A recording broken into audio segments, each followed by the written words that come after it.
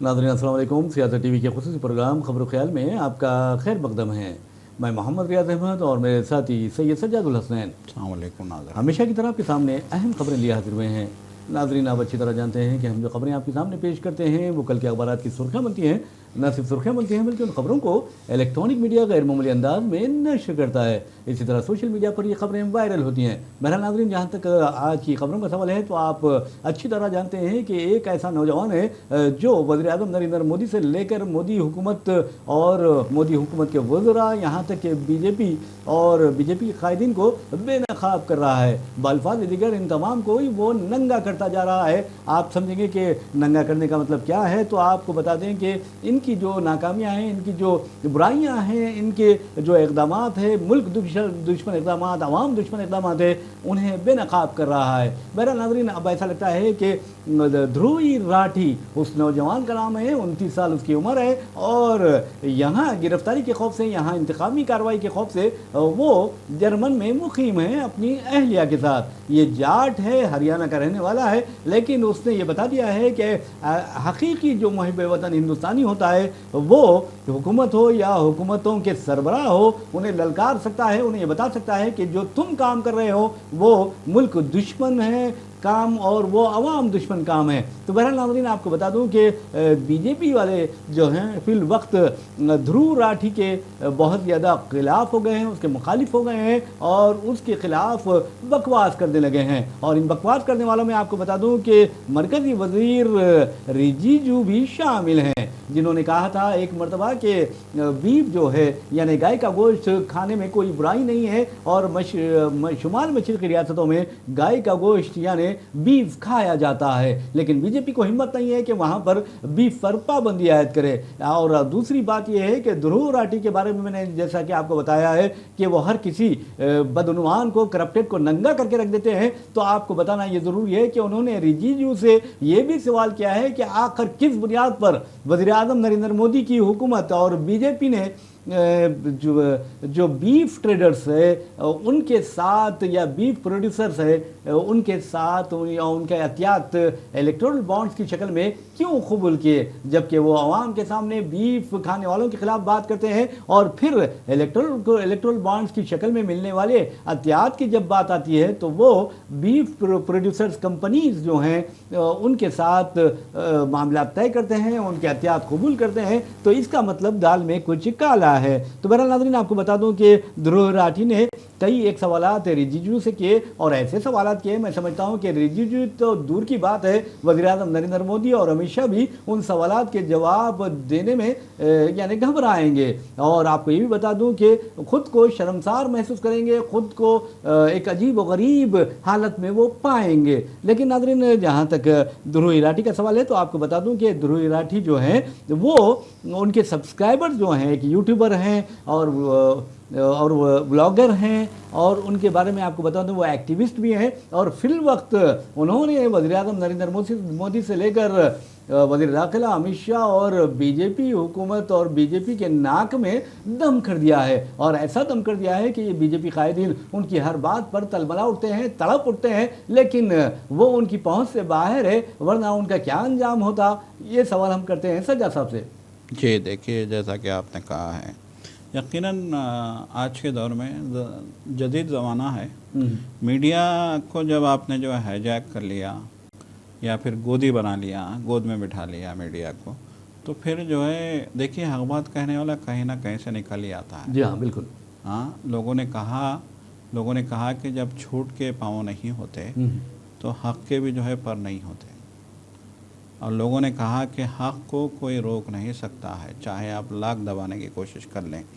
तो हमने देखा कि आज के दौर में आपको 2019 के बाद की मैं बात बताऊं कि इस मुल्क में एक अचानक एक मायूसी का दौर आ गया था।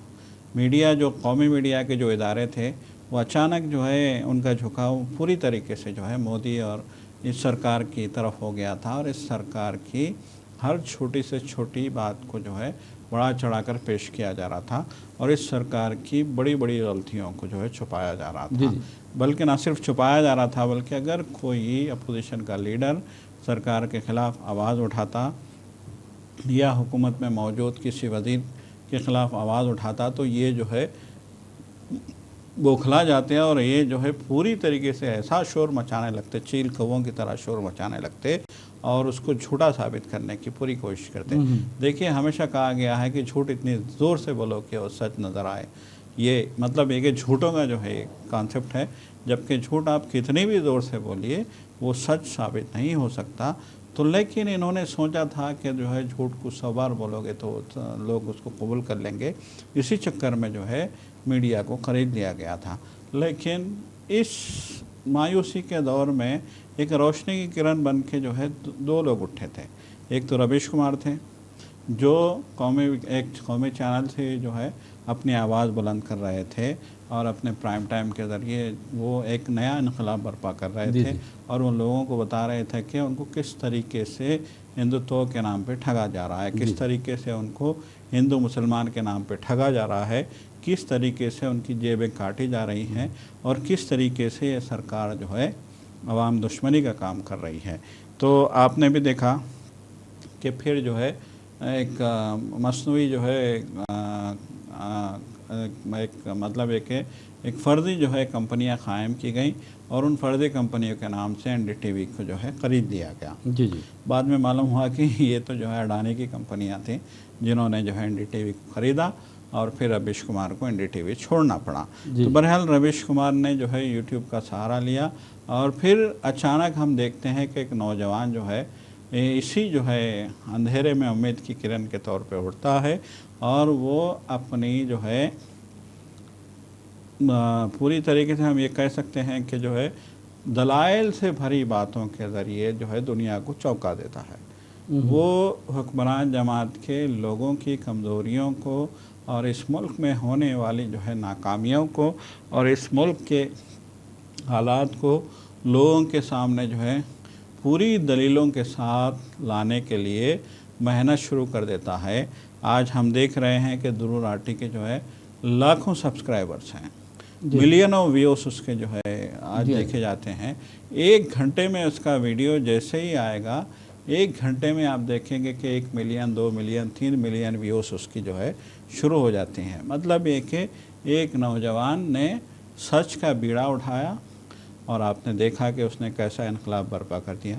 इतना भयानक इनकलाब कि आज लोग कहते हैं कि अगर आपको सच जानना हो तो ध्रुव राठी को के जो है यूट्यूब चैनल को देखो। तो यकीनन जो है इलेक्शन से पहले ध्रुव राठी की जो वीडियोस आई थी मिलियनों लोगों ने देखी थी वो, और उसमें एक नया इनकलाब भी आया और वो जो अंधभक्त थे जिनकी आंखों में पर्दे पड़ गए थे उनकी आंखें भी खुल गई। जी हाँ, क्या हो रहा है? क्या हो रहा है, जिसका नतीजा हम देख रहे हैं कि आज जो है इस मुल्क में जो है एक नया इनकलाब आया है। जमहूरियत जो है फिर से ज़िंदा हो गई है और जमहूरियत जो है एक ताज़ा सांस जो है फिर से लेने लगी है और तवक्को लोगों ने यही की है कि फिर से ठंडी हवाएं आएंगी, फिर से जो है एक जो है इस मुल्क के अवाम के लिए एक जो है नवीद बन के जो है इस इलेक्शन का जो है नतीजा आएगा। तो लोगों को बड़ी जो है उम्मीद है कि आने वाले दिन यकीनन उनके लिए अच्छे दिन होंगे। बहरहाल नाज़रीन, आपको बता दूं कि जहां तक मरकज़ी वज़ीर किरण रिजिजू का सवाल है, उन्होंने ध्रुव राठी पर शदीद तनकीद की है। ध्रुव राठी को उन्होंने कहा कि तुम कांग्रेस और आम आदमी पार्टी के तर्जुमान बन गए हो। लेकिन नाज़रीन, जहाँ तक सच्चाई का सवाल है, आप अगर देखें कि जो बुराई होती है, जो झूठ होती है, तो उसके ख़िलाफ़ अगर कोई आवाज़ उठाता है तो समझिए उस पर इल्ज़ामात की बारिश हो जाती है। लेकिन झूठों का मुँह हमेशा काला होता है और आप देखेंगे कि आने वाले दिनों में झूठे किस तरह अपने अंजाम को पहुँचने वाले हैं। 4 जून की बात है और उसके बाद आपको अंदाज़ा हो जाएगा कि किस तरह के हालात हिंदुस्तान में पैदा होंगे। वैसे में नाज़रीन, जहाँ तक किरण रिजिजू का सवाल है, ध्रुव राठी ने उन पर शदीद तनकीद की और कहा कि आप मुझे कांग्रेस का तर्जुमान कर रहे हैं, आप मुझे आम आदमी पार्टी का तर्जुमान कर रहे हैं और आपने मेरा एक पुराना वीडियो भी मंजर-ए-आम पर लाया है जिसमें ध्रुव राठी को कांग्रेस पर तनकीद करते हुए, कांग्रेस की ज़ेर क़यादत यूपीए हुकूमत पर तनकीद करते हुए उसे करप्ट हुकूमत करार देते हुए बताया गया है। तो आपको बता दूं कि ध्रुव राठी ने उस वीडियो के बारे में कहा है कि किरण रिजिजू ने बहुत ही अच्छा किया कि ये वीडियो मंजर आम पर लाया, जिससे लोगों को ये पता चला है कि मैंने हमेशा तमाम पार्टियों पर तनकीद की है। अक्सर लोगों का कहना था कि कांग्रेस पर आप तनकीद नहीं करते, जबकि बीजेपी को तनकीद का निशाना बना रहे हैं। लेकिन ये वीडियो जो किरण रिजिजू ने पोस्ट किया है, उससे अंदाज़ा आपको हो जाना चाहिए कि मैं किसी को नहीं छोड़ता। अगर कोई वो बदनामी करता है या फिर हुकूमत आवाम के जो मुखालिफ हुकूमत चलाने की कोशिश करता है। तो बहरहाल नाज़रीन, जहाँ तक किरण रिजिजू का सवाल है, उनके बारे में ध्रुव राठी ने बहुत अच्छी बात की है कि आपका जो नाम है किरण, यानी एक उम्मीद की किरण है, और लेकिन रोशनी है, उम्मीद की रोशनी आपके नाम का मतलब होता है। लेकिन आप तारीकी फैला रहे हैं, और ऐसे तारीकी फैलाने से इज्तनाब कीजिए, गुरेज कीजिए, और अपने जो आका है उनके नक्शे कदम पर मत चलिए, क्योंकि वो बहुत बड़े झूठ बोलते हैं, और ऐसे ही झूठ बोलते हैं कि उन्हें खुद शर्म नहीं आती कि वो क्या कह रहे हैं। तो बहरहाल नाज़रीन, ध्रुव राठी वज़ीर आज़म नरेंद्र मोदी हो या फिर रिजिजू हो, सबको नंगा करने में बहुत ज़्यादा सरगर्म दिखाई देते हैं। फिर मैं आपको बता रहा हूँ, नंगा करने का मतलब ये है कि उनको बेनकाब करना है, क्योंकि इनका जो नकाब है वो बहुत झूठा नकाब है, द्रोगोई का नकाब है,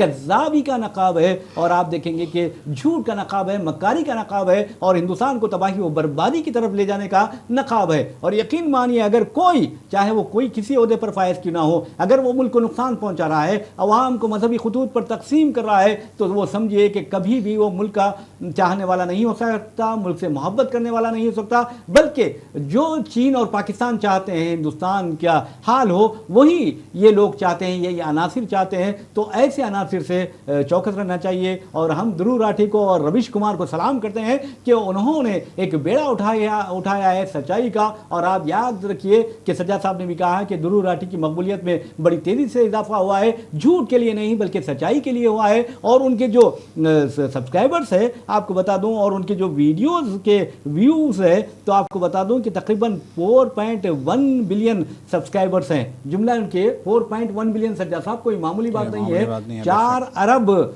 से ज़ायद अगर व्यूअर्स सब्सक्राइबर्स हैं तो ये बहुत बड़ी बात है। सॉरी, वीडियोज़ व्यूज़ हैं उनके 4.1 अरब, ये वीडियोज़ व्यूज़ हैं उनके, और 25.59 मिलियन उनके सब्सक्राइबर्स है। लेकिन जहाँ तक रवीश कुमार का सवाल है, आपको बता दूं कि रवीश कुमार ऑफिशियल पर आप जाइए तो आपको पता चलेगा कि 1 करोड़ से ज़ायद उनके सब्सक्राइबर्स हैं। तो अंदाज़ा कीजिए कि एनडीटीवी जब उन्होंने जब खैरबात कहा था तो उस वक्त ये कहा रहा था कि रवीश कुमार का कैरियर अब ख़त्म हो जाएगा। लेकिन याद रखिए, जब तक आपके पास सच्चाई है, जब तक आपके पास दयानतदारी है, तो यकीन मानिए कि आप कामयाबी की राह पर गामजन रहेंगे। कोई भी आपको तरक्की और कामयाबी की राह पर गामजन होने से रोक नहीं सकता, चाहे वो मोदी हुकूमत हो या फिर आप देखेंगे कि मोदी की ज़ेर क़यादत मुख्तलिफ रियासतों में जो बीजेपी हुकूमतें हैं वो हों, कोई भी आपको रोक नहीं सकते, क्योंकि आपके पास सच्चाई का हथियार है। और ये सच्चाई हिंदुस्तानियों की अलामत है, उनकी पहचान है, उनका तशख़्ख़ुस है। जी बिल्कुल। देखिए, हमेशा कहा गया है कि बातिल पे हक़ की जो है हमेशा कामयाबी हुई है। जी, हमेशा जो है नेकी पे बदी पे नेकी की फ़तेह हुई है। जी हाँ। और बातिल पे हक़ जो है हमेशा जो है पूरी तरीके से कामयाब हुआ है। और जिस तरीके से अभी हम नताइज देख रहे हैं, जो रुझानात देख रहे हैं, अभी तो कल जो है छठा फेस आएगा इलेक्शन का, उसके बाद यकम जो है जून को आखिरी फेस होगा। लेकिन गुज़िश्ता 5 फेसों में हमने देखा कि लोगों ने मोहब्बत के नाम जो है पैगाम भेजा है। लोगों ने इस मुल्क में आवाम के साथ हो रही नाइंसाफ़ियों को जो है मुस्तरद किया है।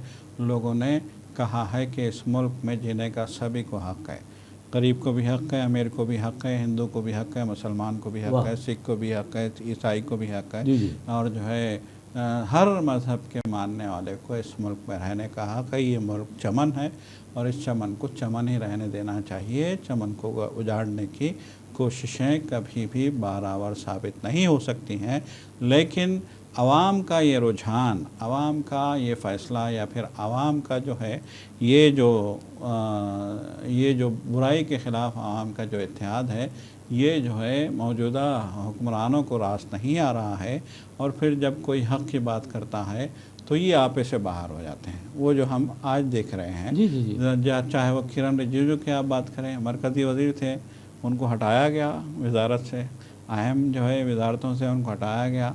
और देखिए नॉर्थ ईस्ट का आज क्या हाल जी हाँ, है। जी हाँ। उसके बावजूद अगर वो जो है साहब इक़्तिदार लोगों के जो है गुण गाते नज़र आते हैं और फिर जो है उनका साथ देते नज़र आते हैं, तो ये तो बहुत अफसोस की बात है। लेकिन सजय साहब, आप देखेंगे कि जी। जहाँ तक दुरूर राठी का सवाल है, कोई मरकजी जी। वजीर इस बात की हिम्मत नहीं कर रहा है कि उनके खिलाफ एक लफ्ज़ जी। भी बोले, बिल्कुल। क्योंकि उनको अंदाज़ा है कि अगर वो कुछ बात करेंगे तो ये लफ्ज़ी जंग इस कदर जी। शिद्दत इख्तियार कर जाएगी कि वो देखते ही देखते बरहना हो जाएंगे, वो बेनकाब हो जाएंगे, बिल्कुल। और उनका पता चल जाएगा कि ये कितने बदनवान हैं, कितने करप्टेड है और कितने फ़िरका परस्त हैं। लेकिन नाज़रीन, दुरूर राठी ने किरण रिजिजू से सवाल किया कि आखिर आपके वज़ीर आज़म, आखिर आपके आका, आखिर आपके जो बॉस हैं, उन्होंने इलेक्ट्रल बॉन्ड्स की शक्ल में ऐसी फार्मास्यूटिकल कंपनियों से क्यों अतियात वसूल किए जिनके, आप बता दूं कि ड्रग टेस्ट में जो जिनकी अद्वियात फेल हो गई हैं। तो कितनी शर्म की बात है। उन्होंने कहा कि आप अपने मास्टर से कह दीजिए या अपने आगा से कह दीजिए कि किस तरह उनकी हुकूमत अवाम की ज़िंदगियों से खेल रही है, हिंदुस्तानियों की ज़िंदगियों से खेल रही है।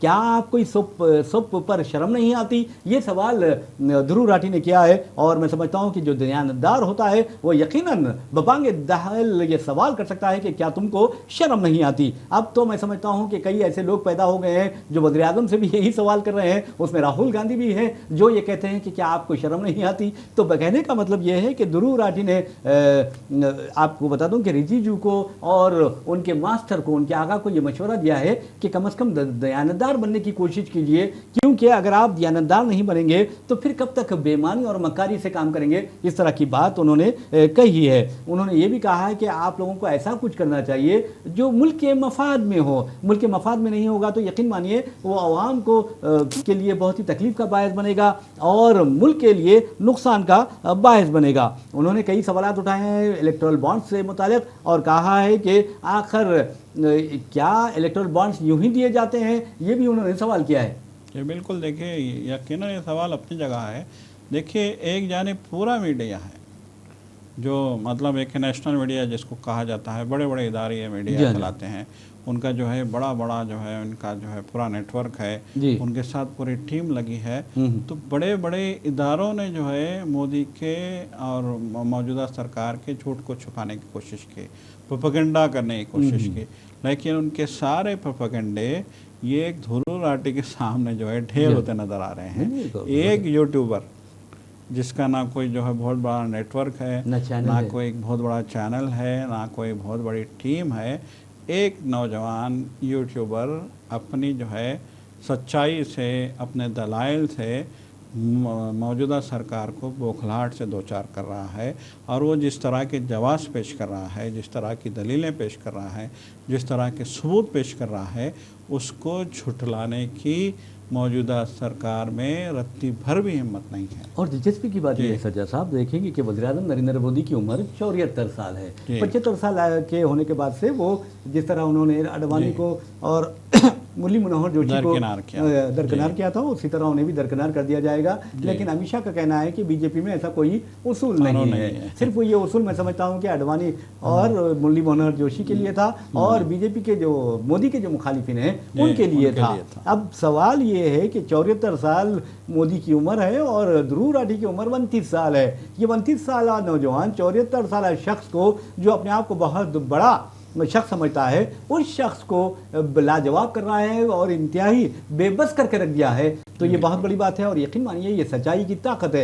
इसी तरह रवीश कुमार के बारे में आपको बता दूं कि आज अगर कोई हुकूमत यानी मोदी हुकूमत बहुत ज़्यादा किसी से परेशान है तो वो रवीश कुमार है। और रवीश कुमार भी मोदी को और मोदी की हुकूमत को, उसके इक़दाम को, उसकी बदनवानियों को, उसके करप्शन को, जैसा कि अपोजिशन कायदीन कहते हैं, बेनकाब करके रख दिया है। और मैं समझता हूँ कि सच्चाई अगर आपके साथ होगी तो यकीन मानिए कि आवाम भी आपके साथ होगी और खुदाई भी आपके साथ होगी। तो कहने का मतलब ये है कि अब ये हालात बन रहे हैं कि मोदी हुकूमत के खिलाफ आवाम उठ खड़े हुए हैं। उन्हें अंदाज़ा हो गया है कि मोदी झूठ बोलते हैं और जो भी कहते हैं वो करते नहीं। जी बिल्कुल, यकीनन देखिए अब तो लोगों को भी जो है ये बात समझ में आ गई है। आम आदमी भी ये सवाल कर रहा है। यकीनन जो है एक जानिब जो है सोशल मीडिया के प्लेटफॉर्म से बहुत सारे लोगों ने इसमें यकीनन रवीश कुमार और ध्रुव राठी तो जो है वो लीड कर रहे हैं, वो क़यादत कर रहे हैं, लेकिन बहुत सारे लोगों ने इस मीडिया के इस प्लेटफॉर्म से जो है सच्चाई का जो है बुलंद बांग दहल जो है इजहार किया है। और दूसरी जानिब जो है राहुल गांधी के भी जो है काम को हम नज़रअंदाज नहीं कर सकते। बिल्कुल। भारत जोड़ो यात्रा के नाम पे उन्होंने जो यात्रा निकाली थी कश्मीर से लेकर कन्याकुमारी से लेकर कश्मीर तक, उस यात्रा के ज़रिए उन्होंने कहा था कि मैं जो है नफ़रत का ख़ात्मा करने आया हूँ, लोगों को एक दूसरे से जोड़ने आया हूँ, मैं मोहब्बत की दुकान, नफ़रत के इस बाज़ार में मोहब्बत की दुकान खोलने के लिए आया हूँ। और यकीनन हमेशा कहा गया है कि जिंदाबाद जिंदाबाद आए मोहब्बत जिंदाबाद। बिल्कुल आपने सही कहा। बार नाज़रीन, हम एक और खबर की जानिब लिए चलते हैं। और आप अच्छी तरह जानते हैं कि हमारे वज़ीर आज़म नरेंद्र मोदी जो हैं बेटी बचाओ बेटी पढ़ाओ का नारा देते हैं। ये खोखला हो चुका है नारा, और इस नारे में कोई दम नहीं है, और ना मैं समझता हूँ कि पहले कोई दम था, क्योंकि अगर इंसान के इरादे नेक होते हैं तो वो नारा कामयाब होता है। मिसाल के तौर पर आप देखेंगे कि मौलाना हसरत मोहानी ने इनकलाब जिंदाबाद का नारा लगाया था, और आज देखेंगे कि आज कोई भी मजलूम हिंदुस्तानी जब आगे बढ़ता है, जुल्म के खिलाफ आवाज़ उठाता है, तो वो नारा लगाता है इनकलाब जिंदाबाद। हैदराबाद के सफरानी ने, हसन सफरानी ने जय हिंद का नारा लगाया। उनकी नीयत बहुत अच्छी थी, उनके इरादे बुलंद थे, और आपने देखा कि आज भी हर कोई, वज़ीर आज़म नरेंद्र मोदी भी जय हिंद का नारा लगाते हैं। तो कहने का मतलब ये है कि इंसान के अज़ाइम, उसके इरादे पाक हों तो यकीन मानिए काम भी अच्छे होते हैं। लेकिन वज़ीर आज़म जय नारा लगाते हैं जो भी, वो खोखला साबित होता है। और आपको बता दूँ कि बेटी बचाओ बेटी पढ़ाओ का नारा कहाँ नाकाम हो गया था? हाथरस में उस वक्त नाकाम हो गया था जब एक दलित लड़की को आलाजाद के 4 नौजवान अपनी इज्तिमाई यानी इस्मत रेज़ी कर रहे थे, उसकी इज्तिमाई दरिंदगी का निशाना बना रहे थे, उसके साथ मुंह काला कर रहे थे, उसके हड्डियां तोड़ रहे थे और उसका कत्ल कर रहे थे। और आपको ये भी बता दूं कि बिल्किस बानो गुजरात की बेटी है और उस 5 माह की हामिला थी। उस वक्त इज्तिमाई उसकी इस्मत रेज़ी की गई और उसकी 3 साला बेटी को पटक कर मार दिया गया, कत्ल कर दिया गया। उस वक्त भी वज़ीर आज़म नरेंद्र मोदी का ये नारा खोखला साबित हुआ था। आप ये भी देखेंगे कि ज़किया जाफरी के सामने भी वज़ीर आज़म का नारा खोखला साबित हो गया। और मैं ये चैलेंज से कह सकता हूं कि वज़ीर आज़म नरेंद्र मोदी जिंदगी में कभी भी ज़किया जाफरी का सामना नहीं कर सकते और ना ही उनसे आंख मिलाकर देख सकते हैं। तो कहने का मतलब है कि उस वक्त भी वज़ीर आज़म का नारा बेटी बचाओ बेटी पढ़ाओ तबाह और बर्बाद हो गया था, खोखला हो गया था। और आपको ये बता दूं कि उत्तर प्रदेश से एक खबर आई है। उत्तर प्रदेश में आप अच्छी तरह जानते हैं कि किसकी हुकूमत है?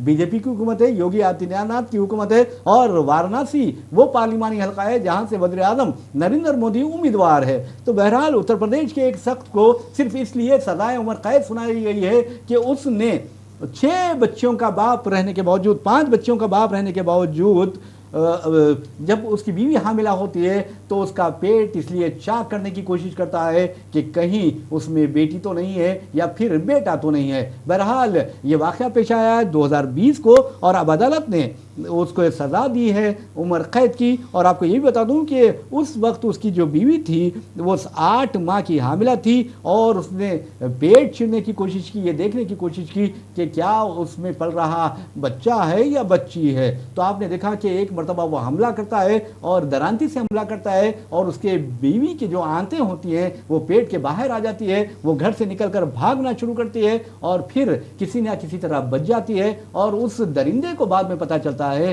कि बीवी तो बच गई है, लेकिन उसकी बीवी के पेट में जो बच्चा परवरिश पा रहा था, जो बेबी परवरिश पा रही थी, वो लड़की नहीं बल्कि लड़का था। तो आप अंदाजा कर सकते हैं कि किस तरह उसको तकलीफ हुई होगी। बहरहाल उसको उम्र कैद की सज़ा सुनाई गई है। लेकिन क्या ऐसे मुजरिमीन के लिए उम्र कैद की सज़ा नहीं होनी चाहिए जो अपनी बीवियों को छोड़कर फरार होते हैं? अब अच्छी तरह है, यकीन मानिए अगर कांग्रेस की हुकूमत आती है तो ऐसा कानून बनना चाहिए और ये देखना चाहिए कि कौन कौन अपने बीवियों को छोड़कर फरार हुआ है, उनके अरमानों का, उनकी ख्वाहिशों का कत्ल किया है। तो बहरहाल नाज़रीन, ये खबर जो है मैं समझता हूँ कि हिंदुस्तानियों के लिए निताजियान इबरत है। और सज्जा साहब आपको बता दूँ कि रेणुका चौधरी जब मरकज़ी वज़ीर बहबूद ख़वातीन व अतफ़ाल थी तो उन्होंने कहा कि 20 वर्षों के दौरान हिंदुस्तान में 20 लाख बच्चों को मादर शिकम में कत्ल कर दिया गया। और इसलिए कत्ल कर दिया गया उनका सेक्स मालूम करने के लिए। उन्हें पता चल गया था कि ये लड़कियां थी तो मादर शिकम में कत्ल कर दिया गया।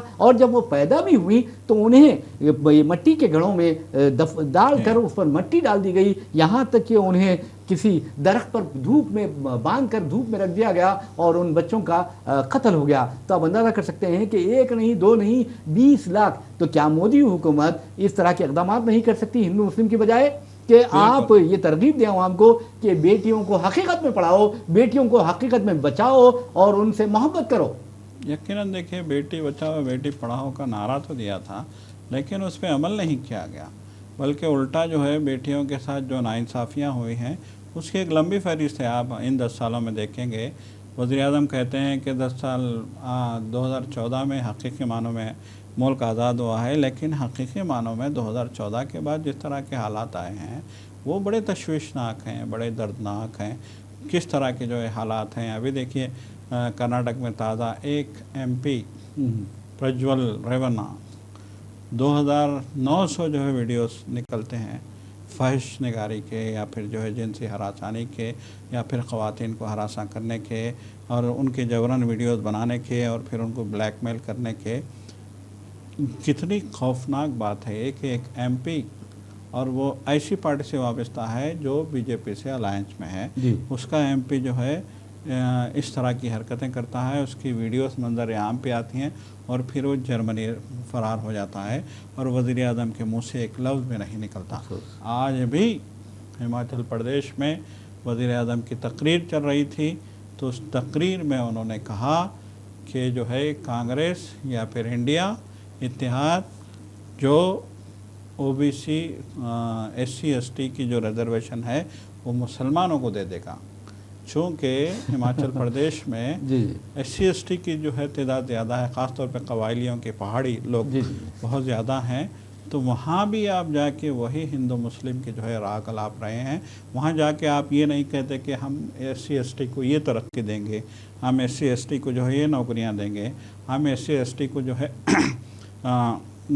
माशी तौर पे समाजी तौर पे बुलंद करने के लिए उनको ये मराहत देंगे, बल्कि उसके बजाय वो धमकाते हैं कि ये जो इंडिया इत्तेहाद है ये SC ST का रिजर्वेशन ख़त्म करके मुसलमानों को दे देगा। आप बताइए कि कितनी सतही जो है सियासत कर रहे हैं, और आज तक उनकी ज़ुबान से प्रज्वल रेवन्ना का नाम नहीं निकला, जबकि साबिक़ वज़ीर-ए-आज़म देवेगौड़ा जिनके पोते हैं उन्होंने जो है दिल बर्दाश्ता होकर आज जो है ट्वीट कर दिया और बरहमी का इजहार किया कि अगर तुम आके जो है यहाँ पे अपने आप को कानून के हवाले नहीं करोगे तो फिर मैं तुमसे ख़तरनाक इंतकाम लूँगा।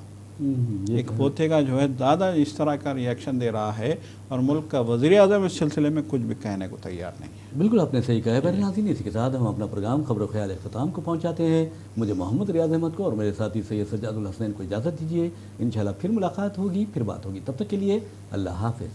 खुदा।